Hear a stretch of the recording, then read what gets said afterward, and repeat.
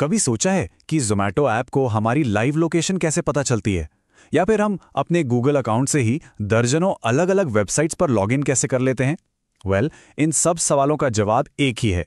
एक अदृश्य शक्ति जो हमारी पूरी डिजिटल दुनिया को चलाती है, और उसे कहते हैं एपीआईज। आज हम इसी साइलेंट इंजन को समझने वाले हैं, जिसके बिना हमारे फेवरेट ऐप्स और सर्विसेज सच में काम ही नहीं कर सकते। तो आज हम क्या-क्या जानने वाले हैं? हम शुरुआत करेंगे एक बहुत ही सिंपल सी एनालॉजी से, एक इनविजिबल वेटर की कहानी से।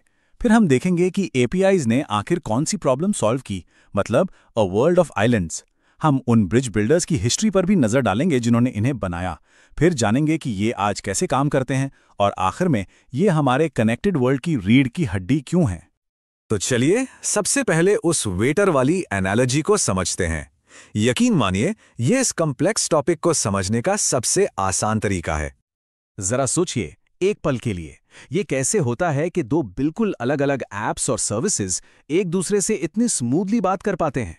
जैसे ज़ोमैटो गूगल मैप्स का रियल टाइम डेटा इस्तेमाल करके डिलीवरी को कैसे ट्रैक करता है, या फिर गूगल लॉगिन से लगभग किसी भी ऐप में साइन इन कैसे हो जाता है। इस सारे जादू के पीछे सिर्फ एक टेक्नोलॉजी है, एपीआईज। तो एक एपीआई को किसी रेस्टोरेंट के वेटर की तरह इमेजिन कीजिए।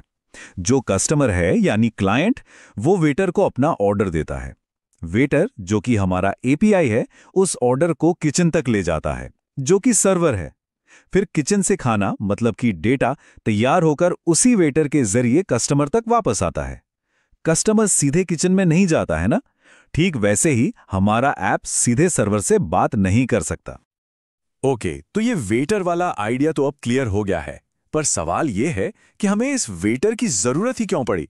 इसे समझने के लिए चलिए थोड़ा सा टाइम में पीछे चलते हैं और उस बड़ी प्रॉब्लम को समझते हैं जिसे सॉल्व करने के लिए ही एपीआईज को बनाया गया था। कंप्यूटर की दुनिया के शुरुआती दिनों में हर सॉफ्टवेयर और हर सिस्टम एक अकेले द्वीप, एक आइसोलेटेड आइलैंड की तरह था। सब अपनी अपनी दुनिया में रहते थे, किसी का किसी से कोई लेना देना नहीं था। उनके बीच इंफॉर्मेशन शेयर करना बहुत ही मुश्किल था, मतलब लगभग नामुमकिन।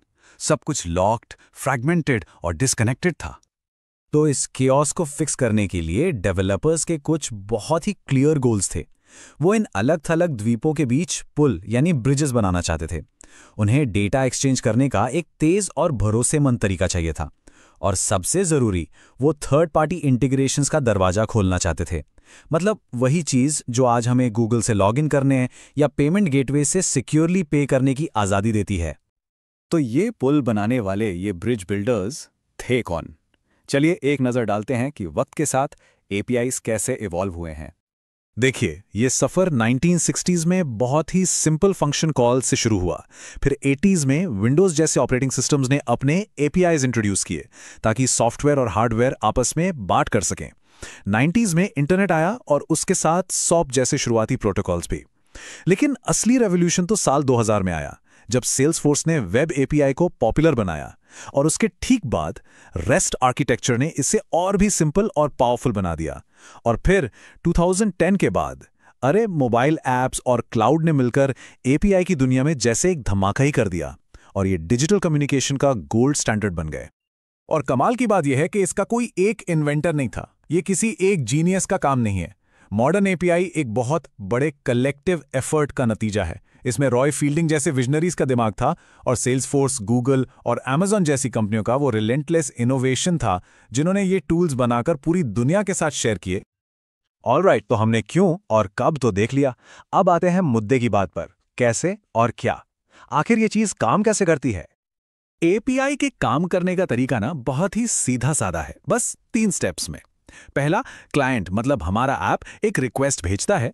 दूसरा, एपीआई अपने नियमों और प्रोटोकॉल्स के हिसाब से उस रिक्वेस्ट को प्रोसेस करता है। और तीसरा, सर्वर उस रिक्वेस्ट का जवाब यानी डेटा वापस भेज देता है। That's it. और हाँ, सारे एपीआईज एक जैसे नहीं होते। इन्हें अलग अलग टूल्स की तरह समझिए। हर टूल एक खास काम के लिए बना है। रेस्ट सबसे कॉमन है। ये सिंपल है, फ्लेक्सिबल है, और ज्यादातर वेब ऐप्स में यही यूज होता है। सोप थोड़ा पुराना और ज्यादा स्ट्रिक्ट है, जिसे बैंकिंग जैसे बड़े एंटरप्राइज सिस्टम्स में यूज किया जाता है। GraphQL जिसे फेसबुक ने बनाया था, ये बहुत एफिशिएंट है क्योंकि ये ऐप को सिर्फ उतना ही डेटा मांगने देता है जितना उसे चाहिए। मोबाइल ऐप्स के लिए एकदम परफेक्ट। और फिर gRPC और वेबहुक्स जैसे स्पेशलाइज्ड APIs भी हैं जो हाई स्पीड कामों या रियल टाइम नोटिफिकेशंस के लिए होते हैं, जैसे लाइव क्रिकेट स्कोर अपडेट्स। और ये समझना बहुत जरूरी है कि APIs सिर्फ इंटरनेट तक ही सीमित नहीं है। नहीं, ये हर जगह हैं। हमारे कंप्यूटर के ऑपरेटिंग सिस्टम में, हमारे फ़ोन के कैमरा में जो इंस्टाग्राम जैसे ऐप्स को उसे यूज़ करने की परमिशन देते हैं, क्लाउड में हैं जो हमारी फाइल्स को सिंक करते हैं, यहाँ तक कि हमारे स्मार्ट होम डिवाइसेस में भी।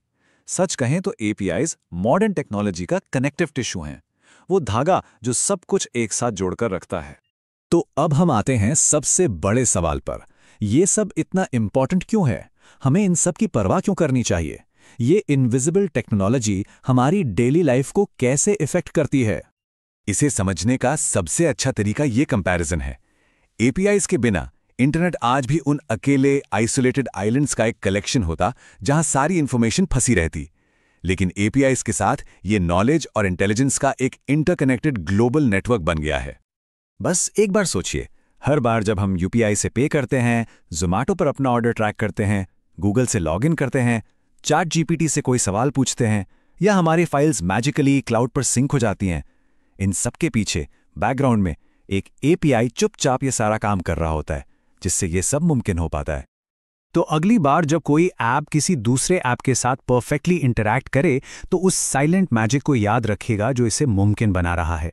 आज की मॉडर्न दुनिया लिटरली APIs पर ही चलती है, और असली सवाल तो ये है कि भविष्य में ये और कौन से इम्पॉसिबल कनेक्शंस को पॉसिबल बनाएंगे।